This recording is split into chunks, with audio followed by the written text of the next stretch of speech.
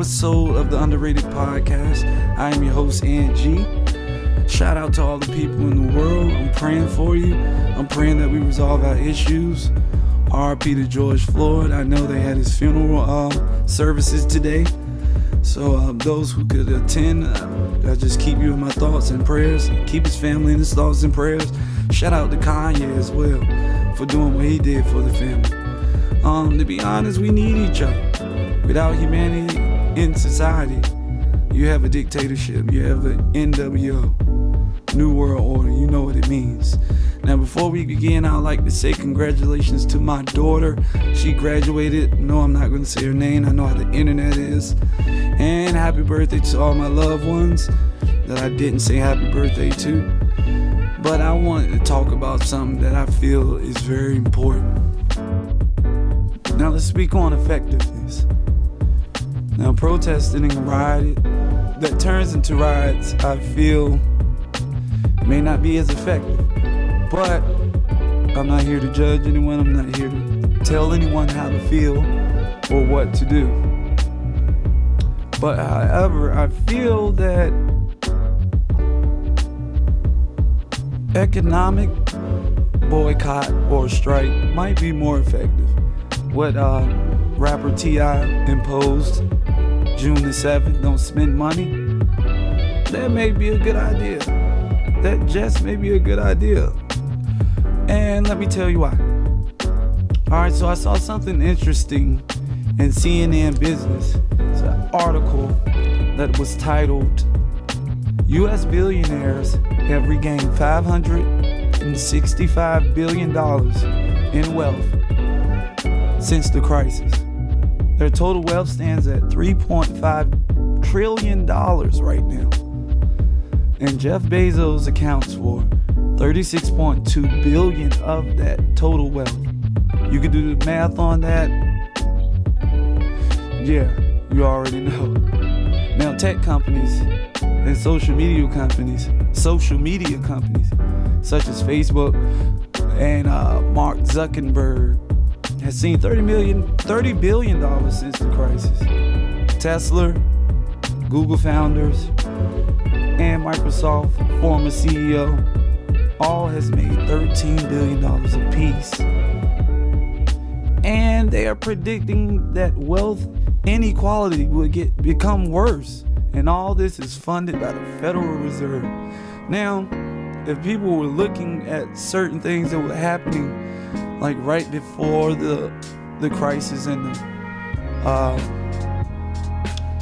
the epidemic, the Federal Reserve was buying up a lot of gold before this transpired. So that's weird.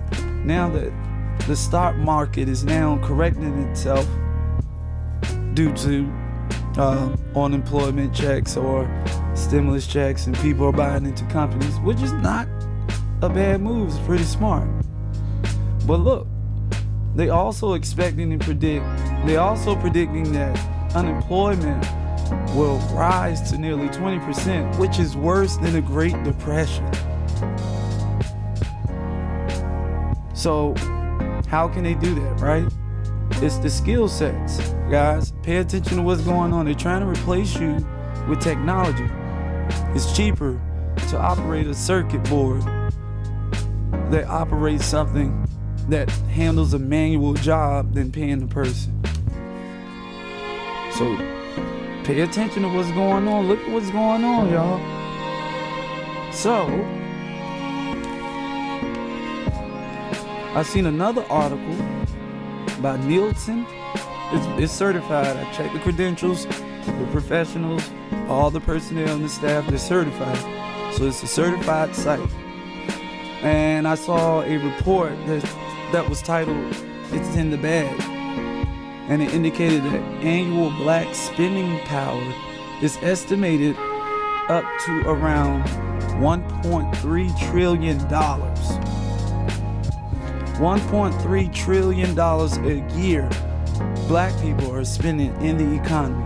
Now, they just made $3.5 trillion just during this period. So they doubled that in earnings. They doubled our annual spending in earnings in less than maybe 6 months. So with that, also in this article, it was a portion that explained how they target the black audience, and it says they clearly use a strategy that involves using black talent to draw you in, because they say you're consumers that are concerned with, black needs.